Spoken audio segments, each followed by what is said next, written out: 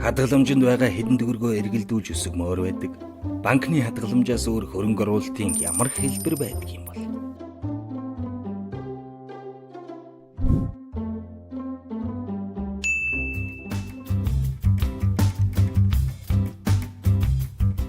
Сайн байна уу?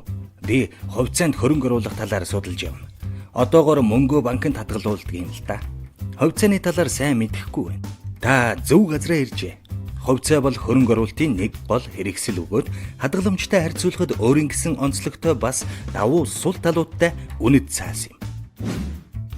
Хувьцаа гэж компанид хөрөнгө оруулж, түүнийг үндэснэн хувьцаа эзэмшигчдийн хуралд оролцож, санал өгөх, ногдлоо шиг авах, компанийг тадан буулгасны дараа үлдсэн эд хөрөнгийг худалдан борлуулснаас олсон орлогоос хувь хүртэх болон хуулиар тогтоосон бусад эрхийг гэрчилсэн үнэт цаасыг хэлнэ. Хувьцаа нь дараах төрлүүдтэй байдаг. Үнэт цаас гаргагч компани үндсэн хоёр төрлийн хувьцааг санал болгодог. Нэгдүгээрх нь энгийн хувьцаа. Хоёрдугаарх нь давуу эрхийн хувьцаа юм. Энгийн хувьцаа эзэмшигч ихэнхдээ тухайн компани хувьцаа эзэмшигчдийн хуралд саналын эрхтэй оролцох болон ногдлоо шиг авах эрхтэй байдаг.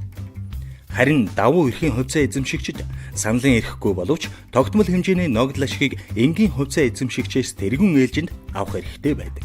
Хувьцаа эзэмшигчийн эрхүүд гэж байна. Нэгдүгээрх нь санал өгөх эрх. Хоёрдугаарх нь хуримтлагдсан ашгаас ногдлоо шиг хүртэх төлхийг шаардах эрх. Гуравдугаарх нь компани татан богдох үед үлдэгдэл хөрөнгө хүртэх эрх.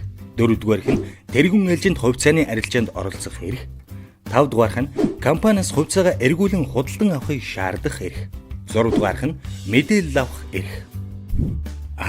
Хэрэгтэй мэдээлэл өгсөнд танд баярлалаа. Та энэхүү мэдээллийг үндэслэн хувьцааны зах зээлийг улам лавшруулан судалж хөрөнгө оруулах хэсэг шийдвэрээ гаргаарай. Танд баярлалаа. Таны санхүүгийн шийдвэр ухаалаг байж чадсан уу? Мэдлэг дээргэн ухаалаг шийдвэр.